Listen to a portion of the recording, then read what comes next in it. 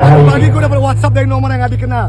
Mohon segera datang ke kantor Bareskrim Jakarta Pusat. Chat misterius Pak Peter saat demo RUU Pilkada sasar artis, Pandji Pragiwaksono hingga Andovi kena.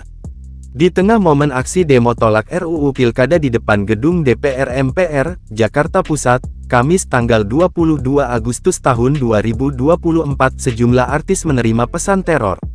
Di antaranya, komika Pandji Pragiwaksono dan YouTuber Jovial Da Lopez yang mendadak mendapatkan chat WhatsApp dari nomor misterius.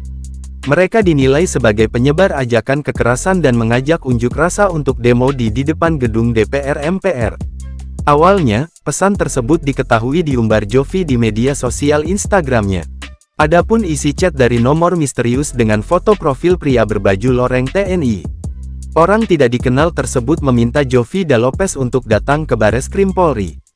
Menariknya, pengirim pesan tersebut justru salah sasaran, lantaran ia menuliskan nama Andovi bukan Jovi kakaknya.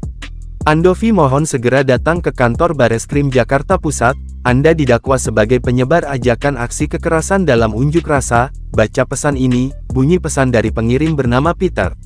Jovi pun heran dirinya yang sudah berkecimpung di dunia hiburan selama belasan tahun masih susah dibedakan dengan sang adik.